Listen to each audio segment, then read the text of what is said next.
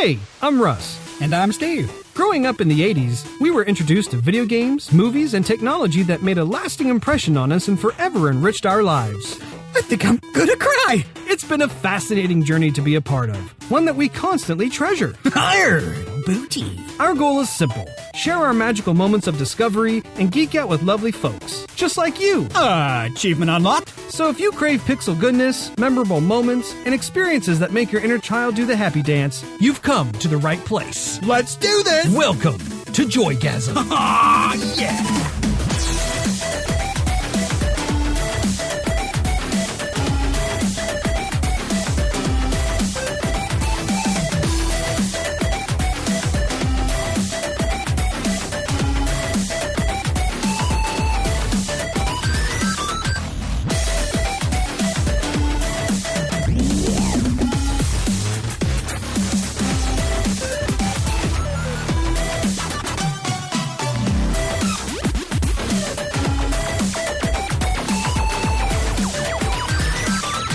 Hello, everyone, and welcome back to Joygasm. My name is Russ, Xbox Live Toaster 360, and I'm here with my stupendous sibling, Steve. How's it going? Oh, my goodness, he's excited, folks. AKA Xbox Live. What is it, Steve? Stevavitch. That is right. With a V, as in Victor, not a B, as in boy. Have you been called the latter of the two, Steve? Every time I call somewhere and they ask what one of my emails is, and that's part of one of my emails, and they say, okay, what's your email? I go, oh, it's Stevavitch at blah, blah, blah. And they go, Steve, a what? Steve, a who? Can you spell that for me? So I just spell it out every time. So wait, who asked you for this? If I call the bank or if I call Oh, that's right, because it's your email as well, isn't it? Yeah. Yes. Well, now that everybody knows what your email is. Well, I guess I don't really know the extension, but don't. That's just deductive reasoning. Anyway, this is episode 4 on this May 10th, 2017. Steve. Yes, Russ. How's it going? I'm good. Are you good? How are you? Are you great? I don't know if I'll go that far, Russ, but then again, I'm critical. How are you? Oh, I must say I'm downright saucy, Steve. Saucy. That's the way I like you. Oh, that's right. That's right. Have you been playing anything new? Watching anything new? I watched some stuff that was new, and no, I have not played anything new, but I will tell you. No, you won't. You won't. I'm telling you right You now. will not. If you would listen to me, I'm telling you. I could say. So, part of my routine, as you know, is Overwatch. Overwatch. And so I decided to do a little competitive play. And I went from a bronze or copper or whatever that is. The lowest one is copper. I was at the lowest one. I ain't that good. I just love to play. I feel your pain, Steve. So I went to silver. Really? I did. Congratulations. Thank you very much. My goodness. I'm sitting with a silver player. He's moving on up. And at first I was playing with folks who just didn't get it, as you well know, as a lot of people well know. And I was playing Mercy, and I love playing Mercy. Yeah, you haven't played Mercy in a while, actually, at least when I've played with you. Right. So I was playing Mercy, and some of us were just really playing well together, and we started like linking up. So I went to the following game. We lost the first game, but I went to the following game with another person. And then we got to 3 people, and we won those 2. And then the 4th game, someone else had carried over from the following game, but that didn't link up with us. And he gets on the microphone. None of us are speaking right now, but he gets on the microphone, and he goes, "Oh, Stevavitch, oh man, you're like a mercy god. I'm so glad I'm with you." And I'm thinking, this guy's talking through my TV. Oh my goodness! So I got on the mic and we started talking back and forth between his bong hits. It's like one of those, but he was totally cool. And so then we won that match. He was really good at Roadhog. Nice. And then, so then some other people got on, and or we linked up with them. And sooner after or later, that we got 5 people, and we were winning and winning and winning until we just got tired of winning. I mean, we only jumped little points here and there. I don't know how the whole thing's rated, but was it big league, Steve? It's to me it was big league. And some other people said, I just recorded you playing Mercy. Were you used to you weren't used to so much winning? I wasn't used to so much winning. But I mean, like I said, someone recorded me.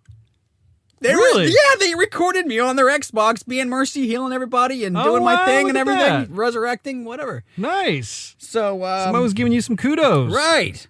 That's really cool. You know, I have never played on competitive mode with other people linked up. I've always just kind of lone wolfed it, and I actually was under the impression that you actually had to be a lone wolf in order to get through those competitive matches. Like, are you still going through the whole check mark process where you have to play 10 games and then Negative. That's only with the season, I think. So I'm out of season right now, but you can still adjust, I think, the score. And so it keeps going like that. See, I'm still in that thing where I always go up and down. I win one, I lose one. I win one, I lose one. And so I'm getting green check marks with red X's. And I think in this current season, it's like I can, if I win one, I'm pumped. I want to play it again. If I lose it, I'm like, and I just go to quick play or arcade or whatever. It's pretty funny though. You know how Roadhog has his walk or his prance or his swagger. I'm a one-man apocalypse. Yeah. So this guy, so you can see him walking, right? He's waddling over to you.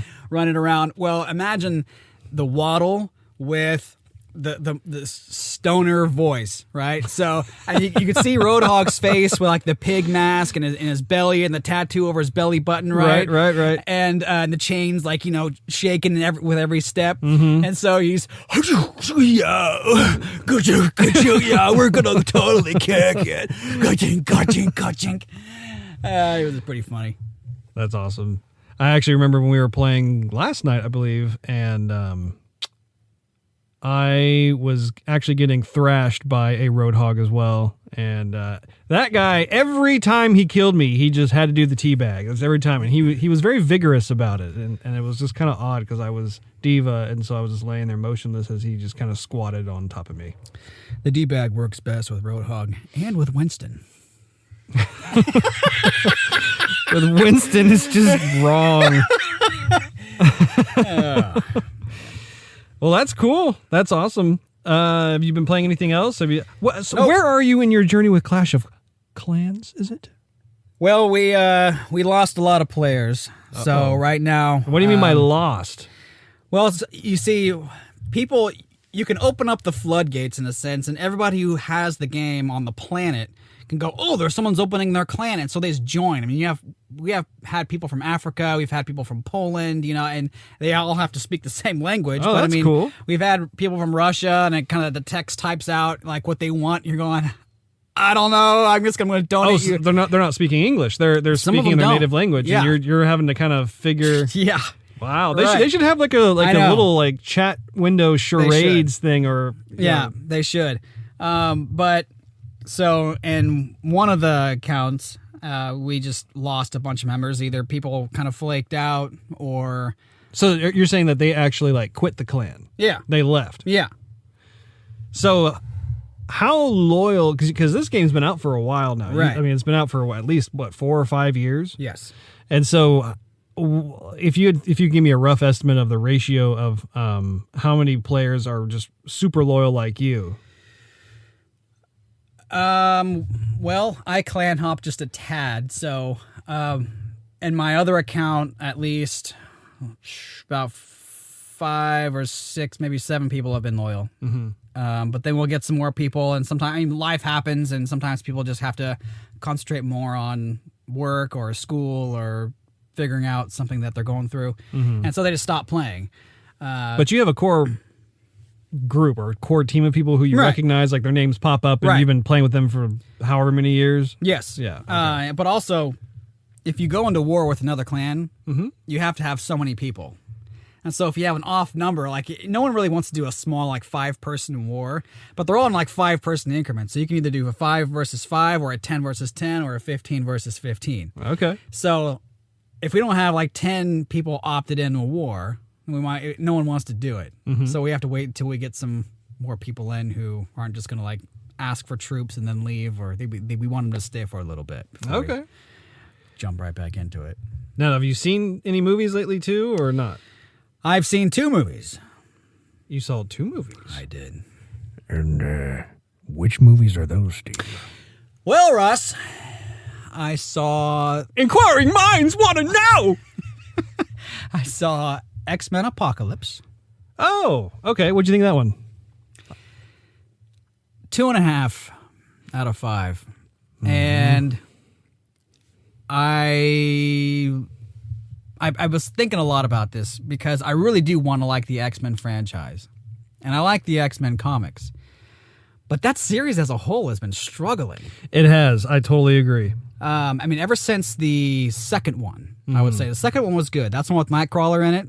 Yes, that one was actually decent. Yeah, and it's like, but that's where the series reached its peak, and then ever since then, it's kind of plateaued and like this small decline.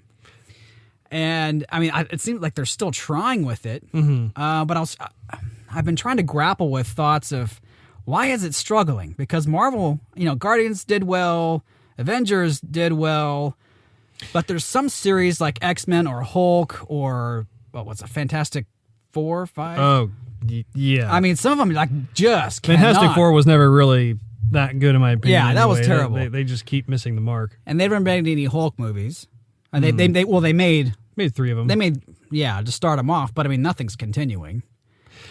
Well, yeah, I mean Marvel has like the perfect. Well, okay, first of all, you have to understand that the X-Men movies are not being created by Marvel Studios. I believe it's Sony that owns them, or Fox, or there's another studio entirely that back in the day before Marvel Studios was formed, you had different studios. Like Sony owns the Spider-Man license. They bought like the rights to be able to make Spider-Man movies. So like even though you saw the Marvel logo on there, like that whole license was bought by Sony. Now what's interesting is, and I think it's either Universal Studios or 20th Century Fox that has the X-Men IP for making films. But what's interesting currently is Marvel Studios has been in talks with these other studios to be able to somehow work out something that's simpatico where they get a cut of the profits, but then Marvel Studios has creative license to be able to kind of take ownership back. And so that's kind of what you're seeing with Spider-Man Homecoming that's coming out this summer is that Marvel Studios actually took the reins on that. However, Sony is getting some sort of kickback. I don't know what the percentages are, but going back to X-Men, I totally agree. I think that when X-Men first started out, it was right around that same time that the first Spider-Man movie came out, and no one really knew like how to make a comic book movie. They were still very much in the prototype stage. They're trying to figure out how we can make this appeal to the mainstream, all this different stuff. Also, a lot of the X-Men movies have been directed by the same director, Bryan Singer. Bryan Singer, right. And I like Bryan Singer for a lot of the works that he's done, but I feel like there needs to be fresh blood for the series of X-Men. I feel like it's the same thing as like with Michael Bay and Transformers. It was like, Dark of the Moon was kind of the redemption that Michael Bay did, and then he should have just stopped and had, passed the torch on to a different director who could have a different type of vision. And I feel like that's the same situation with Bryan Singer, is that it's almost like he's kind of just regurgitating a lot of the overarching central themes of the mutants and that sort of thing. And I just want to get past that, just because when I read X-Men, I kind of had a different interpretation of the story when I was reading it and just how they acted. So it'll be interesting to see how that plays out. I'd like to see Marvel Studios be able to get their hands on it and see what they can do. But I think they're a little confused on which direction they want to take it. Because if you look at Guardians, right? Guardians is a bunch of nobodies in a sense, but they're really funny, and they took it at an angle which a lot of people could identify with. Right? So good. It's so good. You take the Avengers. Avengers is also funny, kind of, but it's very charismatic. Mm-hmm. So X-Men, you have a bunch of no-name, well, I wouldn't say no-name, small-name actors, right? Well, they're not small anymore. They started out They started out small, Yeah. right. But you look at what they're trying to, what are they trying to mold here? What are they trying to shape? Because it's not nearly as entertaining as the Avengers. They're still mutants and they're still superheroes and what have you, but they just can't get any traction. And I'm almost wondering if they can't do it under a PG-13 rating, maybe they need to go to R. I mean, these comic books weren't necessarily tame. Yeah, I personally, what I would like to see with that is if they get away from the whole mutant versus human thing. I feel like that's been done to death. You know, and that's kind of one of the rinse cycles of the Bryan Singer vision, is that there's this constant, like, you know, the mutants versus the humans, and the mutants are a threat and all this kind of stuff. But, you know, for me, like when I read X-Men, I always read them with the idea that they were kind of this covert, almost special ops team, if you will, where like they operated in a way where they wanted to keep a small footprint. They weren't like out in the open as much as like in the Bryan Singer films. And the focus was much more on the mutants that decided to take more of a domination approach to humanity and that sort of thing. And as a result, you had all kinds of fascinating villains. Because I mean, that was one of the biggest strengths of X-Men, is you have both the heroes and the villains who are equally as fascinating. And, you know, whether it's Magneto or Mojo or Mr. Sinister, you know, Omega Red, it doesn't matter who it is. There is more than enough canon there to be able. Yeah, villains. There's a plethora. Epi, do you know what a brethren is? But anyway, that's something that I would like to see, is to like have it be much more of that nature where we see a lot more of the tech with the mutants, a lot more of the background of the relationships and whatnot. I mean, just like, for instance, having a film that centers around Mr. Sinister's obsession over Scott Summers and Jean Grey. Right. You know, that triangle relationship. Awesome. You can make a whole movie around that. But I think, too, the original cast from X-Men is getting older and older. I mean, as we saw, Wolverine. Hugh Jackman has put up his claws. You know, like he had been Wolverine for, I think, 17 years. That's an awfully long time. And so I think we're starting to see that and it makes sense. I actually like how they were doing like X-Men First Class, and they're introducing like this kind of next generation of actors to the characters and whatnot. And for the most part, I really like who they're choosing for certain roles. I would say 50% of the roles I'm really happy with. The other 50% I'm kind of scratching my head, kind of like, eh. But yeah, I feel like it needs an official reboot with a brand new vision, something that really focuses more along the mutants themselves and not so much the human thing. I feel like we've been there, done that. Let's move on. Right. I think they need to get into the backstory of the main core team as well. Mm-hmm. Like, what's the story? And you saw a little bit of the backstory with Storm and Cyclops and Jean Grey, but I mean a little bit. Mm-hmm. A tad. Yeah. But there's so many characters, it seems like they're just trying to fill it up with characters, excuse me, to show something new within the film instead of mainly sticking with the core group. I mean, Jubilee has been a young kid in the university almost every single film, and she's still a young kid. Like, when is she going to come out? You know? And we haven't really been shown her backstory at all. Right. Like what you're saying. I mean, I would say Wolverine is the one mutant that has really been given some TLC, and it makes sense. He's the most popular, arguably, X-Men out of all of them. I mean, he's basically like the Batman of X-Men. Yeah.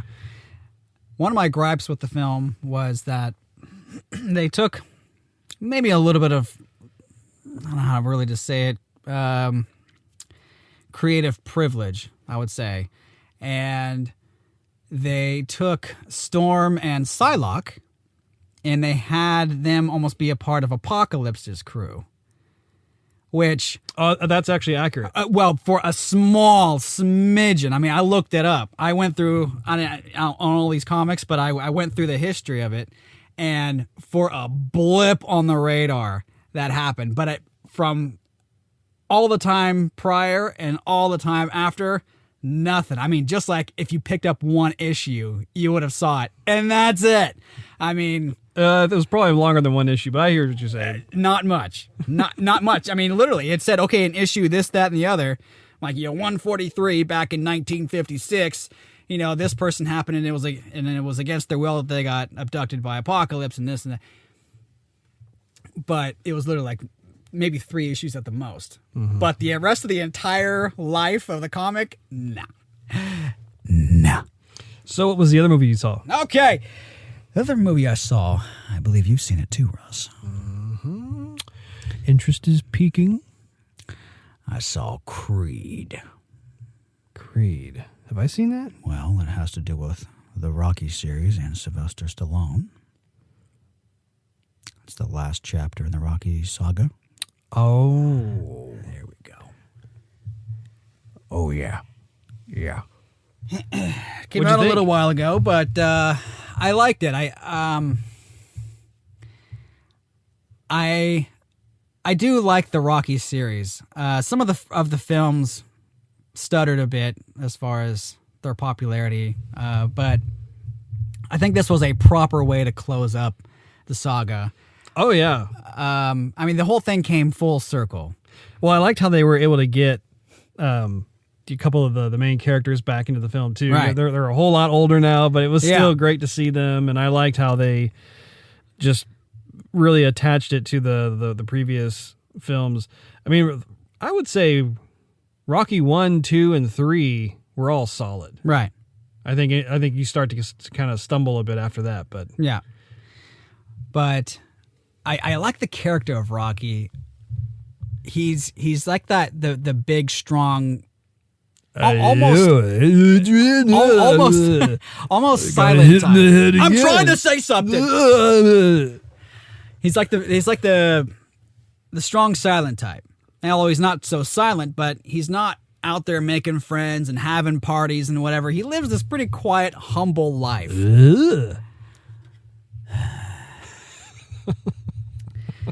So, and pretty much he wants to stay out of the public eye. Like, he had his little legacy, and he had his time in the light, and now he wants to be out of the light. Mm-hmm.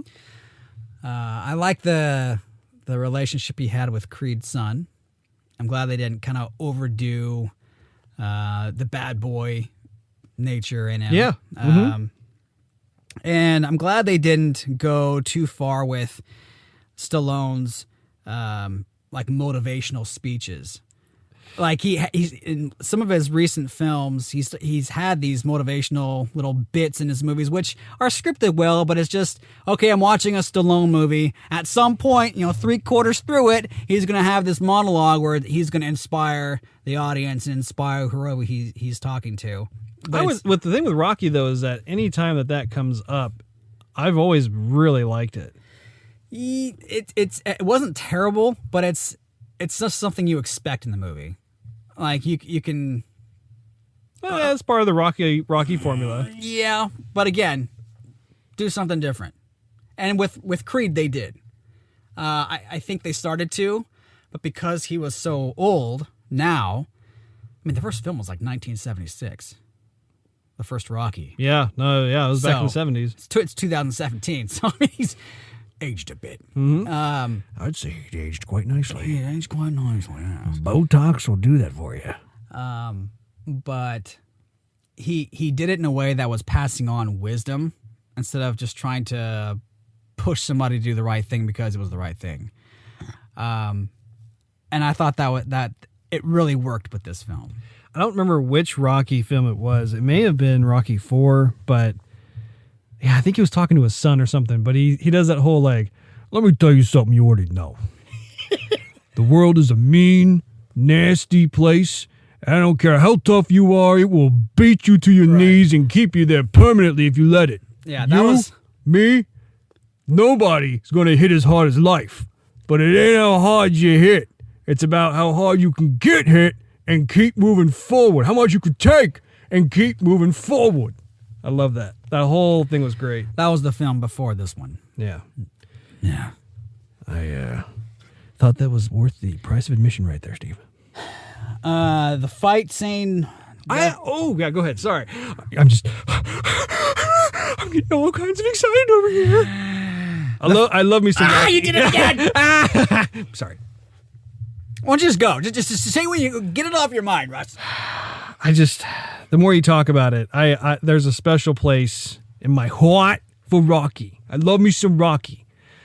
Mr. T was definitely an intense movie. I remember as a kid watching that, and it was just like, oh my gosh, these like two titans are going at it, and it was just brutal. And like, I also loved how patriotic the Rocky films always are. Like he's wearing those star-spangled boxing shorts and stuff, and that was one of the cool things once again about being a kid in the 80s. It was all about patriotism. Like you were all about seeing that sort of thing in films of that time period. And I think that's honestly, I'm like in danger of totally digressing this. However, train's off the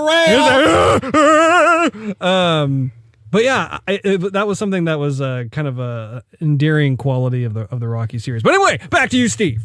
There was a scene towards the end where Creed's son is putting on his dad's boxing shorts, and throughout the rest of the film, he's wanted to make his own name and not live under the name his father made. He wants to be successful on his own, and he gets his father's boxing shorts, and of course the red, white, and blue. And Stallone says, "Those are good colors." I thought that was kind of I liked it, and I thought, but for the most part, I'm thinking, you can't help but love it. I know. There's no way you can shun that. Right. The final scene, or not the final scene, but the major fight scene was not nearly as intense or climactic as the Rocky fight scenes before. I did think he was gonna cut his eyelid. Just because that happened in the first film. He's like, "Oh, cut me, me, Mick," Yeah. I thought that was gonna happen because his eyelid was like total puffed out. Right. So that didn't happen. But I like the chemistry between both Creed Jr. and Rocky, and Creed Jr. and his love interest. I thought they played off, and the three of them played off very well. I was expecting this big workout montage because, in all the Rocky films, you see him doing a bunch of real big workouts. If he's doing horizontal sit-ups kind of deal, he's totally bulging out muscle type, Yeah. And this kid was fit, but he didn't do much more than, kind of just do heavy jump roping and jogging and boxing, and that was kind of it. I'm like, I get it. He's not Rocky, but at the same time, that would have been nice to see. Sure. But sure. I did. It was a good film to wrap up the saga. And if anybody's a Rocky fan and hadn't seen it, I would definitely suggest going out and seeing it. Yes, that was definitely I would say a 4-star movie right there. Plus, let me interrupt you again, Steve. I'm sorry. I cannot help when I watch one of those movies but start chanting Rocky, like how the audience, like the crowd starts to do it, and he's just beaten to a pulp, like, and he starts like coming back, like you can't help but root for the guy. You may chant. I'm the one going ba ba da ba ba ba da ba ba ba da ba. And are you bouncing up and down, like running up some stairs and like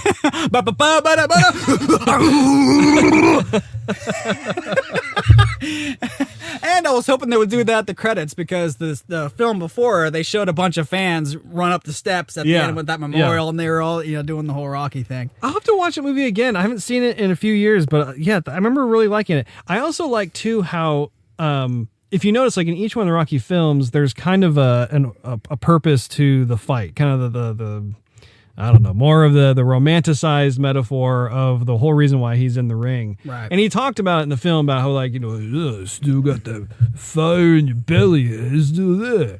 And I liked how in the film, it wasn't like he made this miraculous bout of a boxing match or anything like that, but it was focusing more on the fact that, like, he still had the courage to step into the ring at his age. Right. And I like that. Like, it was cool because it really, I don't know, it was this fresh new perspective on life that I don't know. It was interesting. Like in the first film, the first Rocky, he actually lost the match, but he won his true love, right? Which was just awesome. And then the second one, he finally did beat Apollo, and was able to make that accomplishment for himself, be able to prove that he could win the title. But then in the third one, it talks about how that can easily be just taken away from you, and how people can protect you. Like how Mick was doing, right? I just love that. I love it. And then of course the fourth one was I think it was the Russian one at that point. And that was, of course, tapping into the whole Cold War, scenario, that sort of thing. Well, it also shows that you can go toe to toe with the best, and you don't have to push the best off the mountain to become the best or make a name for yourself. Sure. You can just show that you're made up of the same stuff, the same gall. Mm-hmm. And which that kid did. I mean, he was a nobody with hardly any money, and then he went to the champion boxer and showed he can go 12 rounds and still stand on his feet. Yeah. Or maybe go a little longer if the round was longer. Well, and I like too how what was the other boxer's name in the film? Oh, it was Coleman or something like that. I liked how there came a point where he realized that Rocky was really in it as long as he could. Like he kind of went in there thinking this is some old man, this is a PR stunt, whatever. And at the end of it, it was like he had straight up respect for Rocky, despite the fact that he was not at a physical condition as where he was, being a young buck. But I just really appreciated that. That was the movie before. Oh, was it? Yeah, that was the movie before. But still, I totally agree, Russ. I must be getting those two mixed up then. Well, cool. For me, I haven't watched any films. However, along with the wife, we have resumed Vikings, which we were fans of. We started watching that TV show back when it first started, and then once we had our daughter, then we had to kind of take a back seat just because we just never had time to really sit down. We were always doing something. And so finally we're like, you know what? Let's resume this. And so we're back into season 3. And we actually kind of forgot about what was going on. So we watched a couple of episodes beforehand to kind of get ourselves back up to speed. And now we're back into it and loving it. So I know that we're a little behind. I think they have season 4 on Amazon Prime as well. But I don't know. I'm having fun with it. My wife loves her some Ragnar. Every time he's on screen, Ragnar. So yeah, it was. What should we name our son? Ragnar! And he'll rape and pillage and everything will be great. So that, yeah, we've been watching that. On the gaming side of things, I've been kind of bouncing all over the place. You have. I am still making my way through Halo 5. I will admit that the farther I get into the single player campaign, the story is improving, although I will say it's still not at the caliber of what I'm used to for Halo games. But I'll take what I can get. Still going through it. Also still making my way through Quantum Break and enjoying that as well. I also, well, of course, then there's going back to good old Overwatch. The crack that is Overwatch. The thing with Overwatch is, man, I don't know if I'm getting worse or other people are just constantly improving, but I find that the last couple of nights we've been playing, man, I just been getting my tail kicked. Like I'll have like spurts, like these moments of like awesomeness, and then the rest of it's kind of like, what the heck is going on? I think that it goes back and forth because there's some nights where we play and it's unstoppable. Yeah. I mean, we just plow through everybody and move the payload right along and finish it right up, or get the flag and score and whatever. Freaking flag! But I mean, I've noticed that in Clash Royale also, where I'm just completely unstoppable. I'm laughing at people going, this is so easy. And then there's times where I can't do a thing. Mm-hmm. I mean, I just think, why am I even playing the game? Yeah. Why am I even playing the game? Yeah. Yeah. But then we keep coming back from work, because then all of a sudden you sit down and you're like, what game do I want to play? I need my fix. I want to play Overwatch. Yeah. Yeah. So I've still been enjoying it. There was that one that we did last night where I thought we were going to have a draw of some sort, and that player who was Winston came out of nowhere and was able just to snag the flag, bring it back for a win during like overtime. It was just the very last second, and I uttered some cuss words, but some French. Yes, some of them are on lines of frick, but it was not frick. It was something else. But yeah, having fun with that. So I'm going to jump into some house cleaning updates For you and for the listeners. So I made a mistake when I was talking about our good old friend Brad. Oh, good job. So the last time we were talking about his gamer score, it was 132,000, but I was mistaken. So actually, it's above 186,000. Well, it might have been what you said it was when you said it was. No. What? No. And actually, technically, I believe the last time I checked it, which I probably should just check it again, but I'm not going to. It's 186,606. Now, I will toot my tiny little horn here and say that in my situation, I have surpassed 33,000. So, nice. I'll take it. But before when I had to take that hiatus, being a dad and everything else, my gamer score was around 28,000. So, it's not bad. It's not bad. But, see what I can do. Keep going. I'm moving right along. No. My goal, let me tell you, ladies and gentlemen, is I would like to be able to somehow hit 50,000 by the end of this year. We'll see how it goes. So, good luck with that, Russ. I will give it my all. So, a piece of exciting news. Oh boy. Is that, Steve? What? We actually do have people listening. What? That's right. I was looking at some of the stats, and we have about 40 unique IPs who are tuning into our show, man, and our show. Righteous. I don't know about you, but that Bossa Nova. that pulls at the old heartstrings. I gotta use tissue here, Russ, if you need it. Oh, I hope it's crusty. It's a little dusty. It's in my pocket. Oh, make me go achoo. Well, don't go achoo too much because that'll go right in my face. I'm sitting right across from you.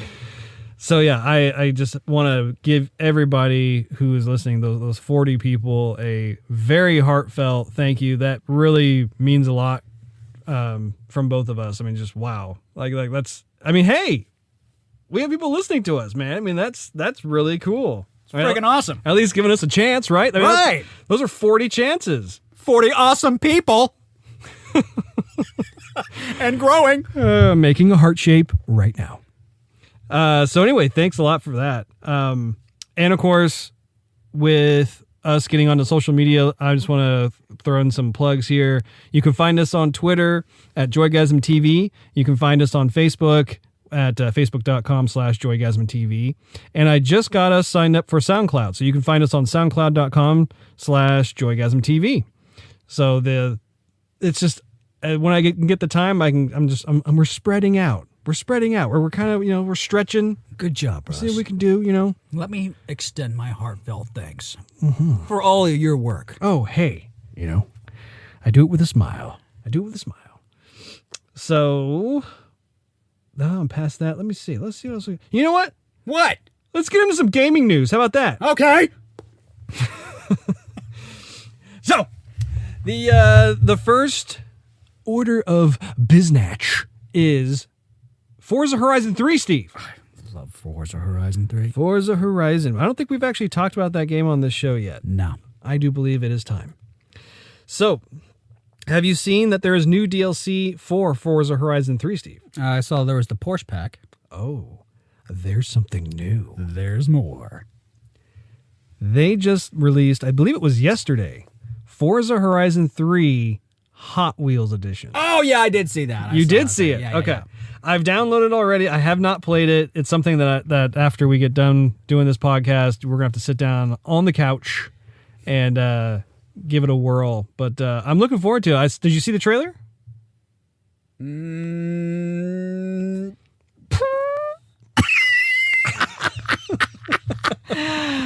I don't recall. I don't think I did. Okay. The trailer is really cool. Like it has the classic Right. track, like the orange plasticky looking track, and you have all the vehicles, and you're doing like loop-de-loops, yep. and all that kind of stuff. So I'm curious to see if it's going to affect what I've come to expect from a Horizon game, which typically Forza Horizon, you drive anywhere you want. Whereas this is going to go back to kind of being on rails again. But I don't know. I'm looking forward to it. I'm actually... Is it a free DLC or does it cost something, Russ? Well, for me, I got the VIP edition of the game. Oh, aren't you special? My mama always told me I was special. And I think as a result, it carries into that. It's because I didn't have to pay for it. It just said, do you want to install? I said, yeah. You know what? As a matter of fact, I do. Nice. I will pick a resounding hell yeah. Can I add something about Forza? You sure Since may. we haven't ever talked about it. Yeah. I'm a car guy. I like cars, Russ. I do. Now, one gripe that I've had, I'm critical. I don't mean to sound negative, but one gripe that I've had with mini racing games is the sound. Oh. Because, and I know everyone's working with the technology at the time or the space they have to, make the game, whatever. I don't really know all the ins and outs of it, but I do know how cars sound. I've worked on Porsches, Ferraris, you own an Infiniti, I own a Nissan, very particular exhaust. Have you worked on any Lamborghinis, Steve? No, but I have ridden So in 'em. you don't know what have- a Lamborghini sounds like. I do. I have ridden in a Gallardo. Gallardo Spider. Did you have to give that person any special favors in order to ride in there, Steve? No. So many games like Gran Turismo, or pick something, Need for Speed. By and large, the exhaust and the engine and on the motor, it all kind of blends the same. Like once you upgrade to a certain transmission or forced induction or whatever you're going to do, it all sounds the same. And I'm thinking, I know how my car sounds because I drive the thing every day, and Nissan knows how it sounds because they use the exhaust in like 6 different models. So, but when you play the game and you think, oh, I like that car, I see it on the road, or I have that car, and you drive and you go, this sounds nothing like the car. For me, it's a drawback. And driving on the same tracks, like in every single game. I'd be curious to know if have you played the game on like a 5.1 or 7.1 stereo, not stereo, but audio setup? No, I want to. Because I'd be curious if it would have any bearing on how the sound quality is or accuracy. I don't think so. And I'll tell you why. Because that they have Foley artists go out and they're like with the cars. They're doing all of the actual authentic recordings of the vehicles. There's some loss though. But even if you did have a 5.1 system, it wouldn't really matter because 80% of the sound comes from the front 2 speakers. Yeah. Or from the front 3 speakers if you have a center channel. So already you're getting 80% of the sound that whatever they've programmed into the game. Only 20% comes from the rear fill. So even if you have 2 decent speakers and a good receiver, which I'm not going to, I don't have very good speakers, but I have a decent receiver. Sure. And turned it up pretty loud, and it's still just is marginal at best. Okay. Fair enough. That's my 2 cents. Well, maybe when the next Forza game comes out, they'll have some sounds that all of a sudden will. But I'm saying the Forza Horizon 3 is fantastic sound. It's been like since everything before that game. Yeah. It was like only so. So Forza 3 was the one where you sat up and took notice. Yes. Like, oh wow. Okay. Yes. Not only with the open world platform and design tracks and that game is so good. It is so good. It's such a great driving game. Yeah. I every time I put that game in, I'm thinking, man, they did so. I honestly don't know how they're going to top that game with the next Horizon game. I have no idea. Well, as long as I keep bringing out decent DLC, then they might It's just have nuts. the time to make the second one even better. Yeah. Or the next one, excuse me. So moving right along, let's go in back. And you thought we were done talking about it, but we could talk about this game all day long. Overwatch. They're in the news. Apparently Overwatch has become Activision / Blizzard's 8th billion-dollar franchise. So out of Activision and Blizzard combined together, you know, like Call of Duty and so on and so forth. And under a year, Overwatch has generated over $1 billion. Man. That's under a year, dude. Wow. That's... I see these stats that come out, and it was actually part of their financial report, for their stockholders and whatnot. They have a stock? Oh yeah. What's the ticker, Russ? The ticker, I believe, is ACTVI or something like that. I think it's more of a focus on the Activision partnership. I'll look it up later, but yeah. But I think it's like ATVI or ACTVI, something like that. But it's as we go into the stock market, Chad. You're right. ATVI, Activision Blizzard. Oh, there you go. Yeah, if you take a gander at that, actually their stock has been on the up and up, and it just makes sense because they're just a powerhouse of a partnership there. See that? It's a good chart right there, bud. Yep. Ooh, that's a month worth right there. Yep. Yep. Good grief. So, side note, if you invested back on February 13th this year, you would have made a solid 22%. Not bad. Not bad at all. Yeah, that's when I keep wanting to invest in, and it's just whenever I'm checking my stocks, I'm like, there was one stock I wanted to invest in, I don't remember, and it's just a vicious cycle. So, anyway, another part of Overwatch that I wanted to kind of talk about is you're familiar with the new Diva skin, which is that kind of police-oriented skin. So the way that Blizzard has had this set up is you have to play Heroes of the Storm in order to unlock that skin for Overwatch. Because in Heroes of the Storm, they've introduced Overwatch characters, and Heroes of the Storm, they include all the different characters from the different various Blizzard IPs, that sort of thing. What's interesting, and actually I have a direct quote that I will bring up while I'm talking about this, is there has been kind of a cry from the console gaming community over how this is being handled by Blizzard. Because if you recall, Genji has this badass costume, the skin, that's like, I think it's called like the Oni skin, but it's that one legendary skin. Right. It just looks amazing. However, you have to play the PC game of Heroes of the Storm in order to unlock it. And it was really interesting to think about, but also just read in the forums too, how there is this kind of outcry where it's like, well, we understand what Blizzard's doing. We get the fact that they're trying to motivate gamers to try out some of their other games. In this case, it's Heroes of the Storm. But it's kind of, I wouldn't go so far as to say like treating console gamers as second-class citizens, but it's more about just, to me, it's a flawed approach, because in this day and age, a lot of people don't, who are console gamers, they don't have game-ready PCs. In fact, a lot of folks are going away from PCs. They may have a laptop, but that laptop doesn't necessarily, unless it's built from the ground up to play games, it's not going to be able to handle the graphic powerhouse of something like Overwatch with all the options turned up to maximum and all that sort of thing. So a good way of looking at it would be, if you were to flip it around to the other side, let's say, for instance, there are certain skins that get released on the console version.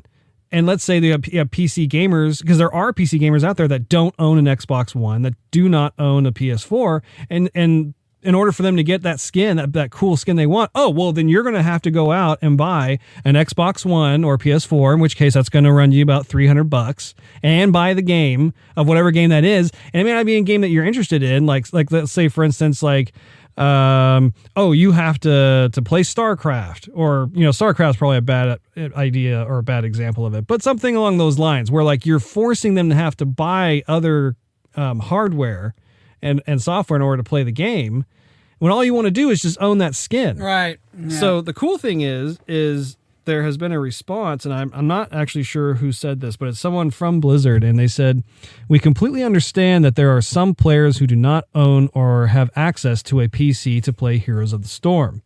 Because of this, we plan to add both the Oni Genji skin and the Officer Diva skin to the normal base Overwatch loot box at some point in the future. With that said, I still encourage anyone with access to a PC to play the Nexus Challenge. Heroes of the Storm is an amazing game, and you'll unlock those skins for free and before anyone else." So the cool thing about that is that Blizzard is now saying that those skins, such as the Diva one and the Genji one, will eventually become available to try and score in the basic Overwatch loot boxes that you earn, which I think is cool. Like, that's honestly, that's what I would have liked to have seen from the start, because I would love to be able to earn my way up to being either able to purchase that with the in-game credits or be able to randomly be able to get it through a loot box itself. I've always felt like that was kind of one of the very, very few flies in the ointment from a gaming perspective. So I wasn't sure if you had heard about that or not. I haven't. So definitely something that's pretty sweet. Moving right along, Steve. I say let's ping pong and pivot, although not necessarily in that order, over to movies. All right. Going back to Old Faithful, a.k.a. Star Wars. I was curious about May 4th. I know that we didn't get a chance to really talk about this on our last episode because we were all going gaga for Guardians of the Galaxy Volume Dos. But I was kind of surprised how there wasn't any kind of new tantalizing tidbits from Disney on May the 4th. Because they don't care, Russ. They don't care about May the 4th, Revenge of the 5th. I'm just, nicely done. You like that? I almost passed by that and didn't say anything, but that was good. No, I was surprised by that. I saw that there were a few different companies who offer merchandise who have the license of Star Wars, and they kind of said, "Hey, happy May 4th, go buy our stuff." But I was just kind of surprised that there wasn't any trailer or concept art or just something that would kind of allow them to say, "Hey, we know it's May the 4th, and since everyone loves kind of saying May the 4th be with you and stuff, here, let's just pander a bit." Have they said May the Force be with you in Rogue One or The Force Awakens? Off the top of my cranium, I don't believe they have. The Force Awakens, they may have said it. But I mean, I think Han Solo said it. to who? No, who's using the Force? No one was really using the Force except for Rey. I'm not going to commit to that. I'm going to have to do a little background research. But what are you getting at? Because we're talking about May the 4th. Because May the Force be with you was pre-Disney. Right now is post-Disney. Or, I don't know what the word. We're at Disney times right now with Star Wars. Yeah. And so they haven't scripted May the Force be with you. You know they're going to say it. At some point, maybe, but not up until now. They haven't done anything with it. Before think then, you it was might be just mistaken. Lucas. It's It's just an idea. It's just an idea. I got you thinking, though, didn't I? No. Yeah, right. Okay. Anyway, another little fun fact is that Kylo Ren's Last Jedi TIE Fighter was accidentally revealed, which I thought was kind of funny. I did take a peek, not a long peek, but just a quick peek because I wanted to see what was going on. But I thought it was really cool to kind of see a little something. At least we know now that Kylo Ren does in fact get his very own TIE Fighter. Which, if you think about, the classic Star Wars lore, Darth Vader had his very own TIE Fighter, that sort of thing.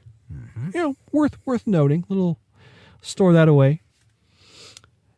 When we go to Logan, so I want you to know, Steve, that I looked into trying to get tickets to take you to go see the black and white rendition of Logan, and unfortunately, I failed. I think you're lying. I did not know that it was for one night only. I thought it was going to be out for like a couple of weeks or something. Like it was a limited time engagement. No, it was for one night. So I apologize. We're just going to have to watch it when it comes out on Blu-ray or just download it from Amazon or something. You're going to have to wait that much longer. Well, the rate at which movies are coming out to rent or DVD, Blu-ray, it's probably going to be about 3 months. I can wait 3 months. I'm a very patient man. I know you are. That's right. Patient. You're patient, and yet you're not patient. Moving right along. You like Hellboy, Steve? I'm going to take him or leave him. Oh. I know. I'm being real. I know. Hey, you want me to be fake or you want me to be real? I could take him or I can leave him. I'm surprised. I'm really surprised. Hellboy. Did you see both films? I saw the first one. I don't think I saw the second one. Man. What? Okay. I personally am a big fan of the Hellboy series from Guillermo del Toro. I know. Did I tell you that I met him? You did. Well, they don't know, and I'm going to tell them. So yeah, when I was at Comic-Con, I was able to get a winning ticket from a raffle and be able to say hi, shake hands, rub elbows with Guillermo del Toro, as well as Ron Perlman. And it wasn't for the Hellboy movie. It was back when Pacific Rim was being promoted. And so actually the other main cast members were there. And so it was fun.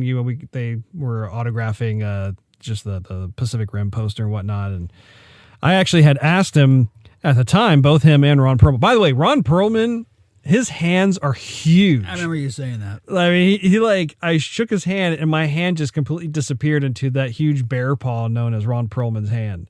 Anyway, both he and Guillermo were very gracious, really cool people. And I asked them if there was any plans for a Hellboy 3, and they were very much desiring to have the go-ahead for that. But of course, they weren't promoting that movie at that point in time.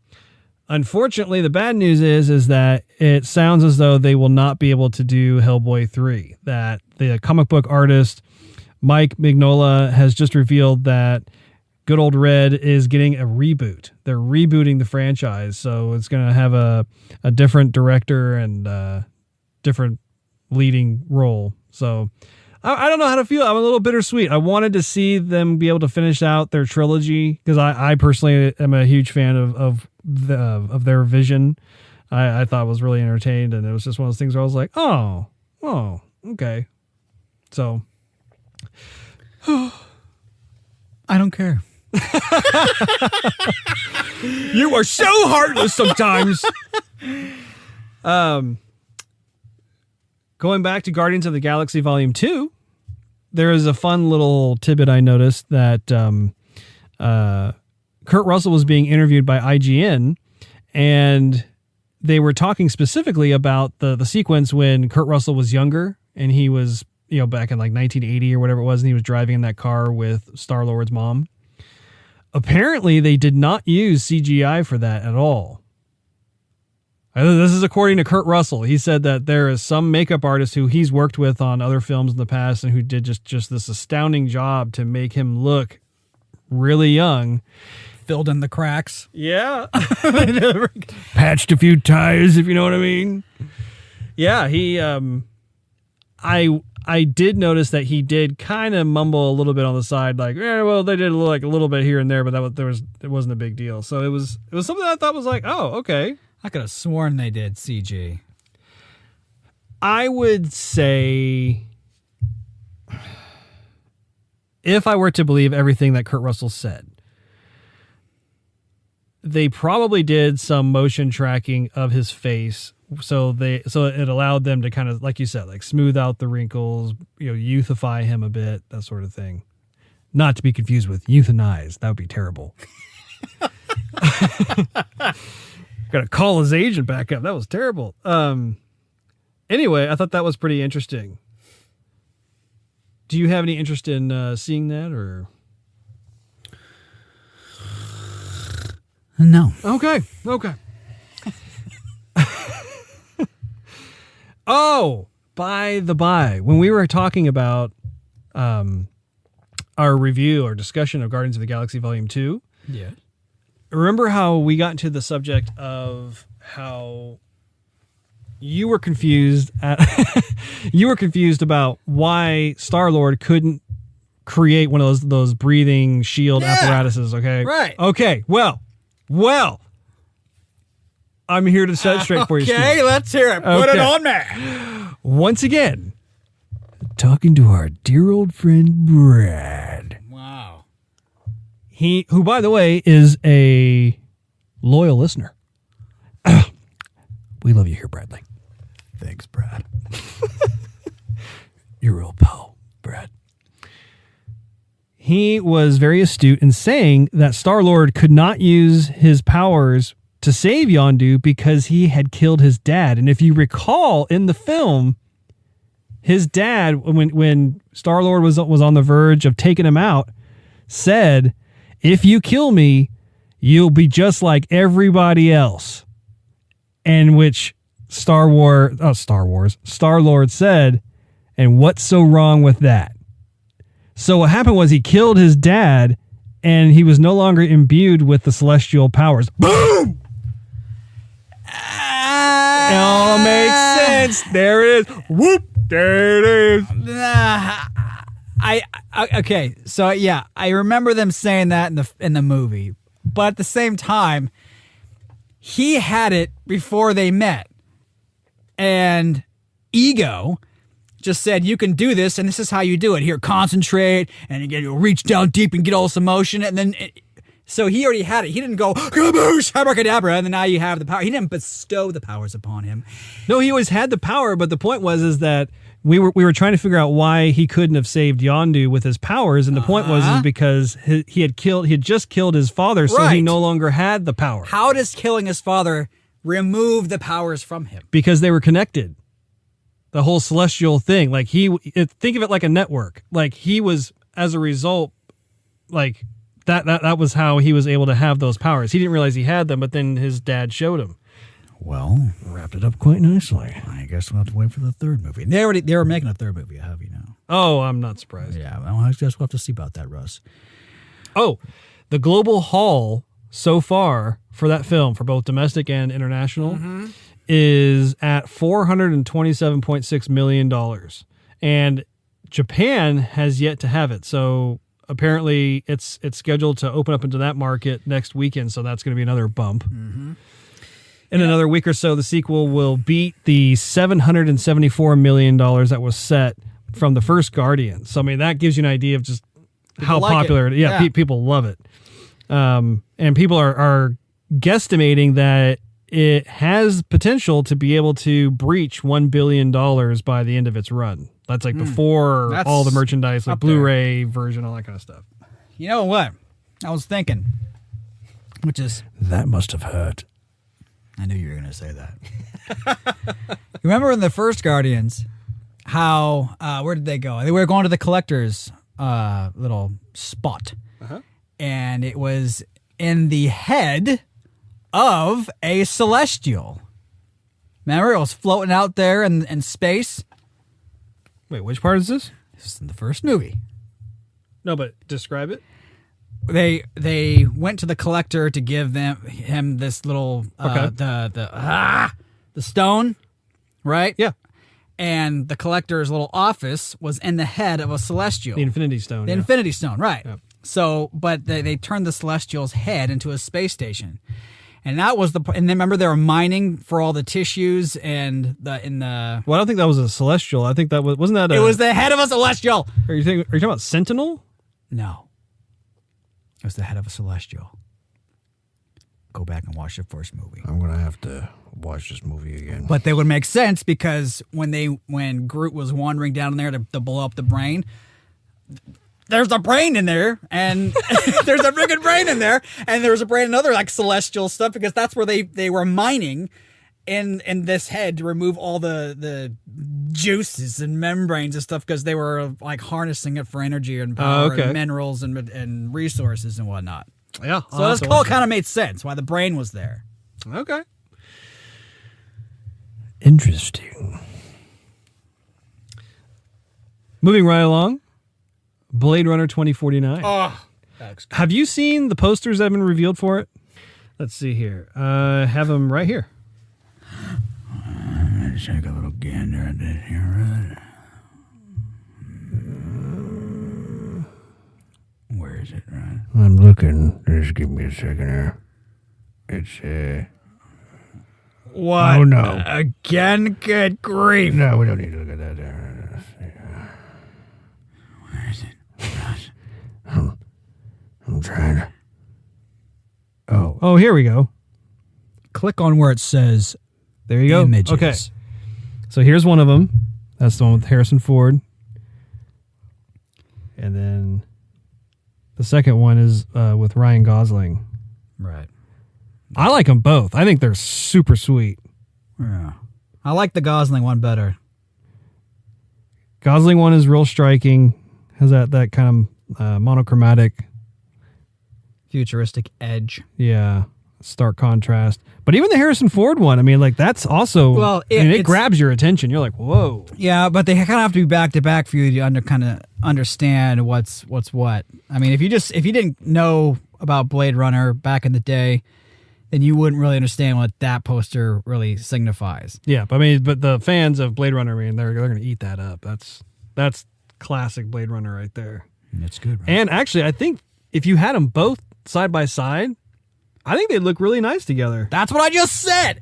Oh, I mean, by back to back, I mean like butted up together. Or Oh, like, oh. if you could see both, Okay. front to back, yeah.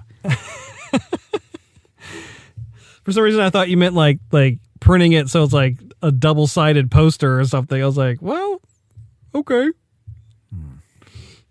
It's good to see that we're, in a roundabout way, seeing eye to eye.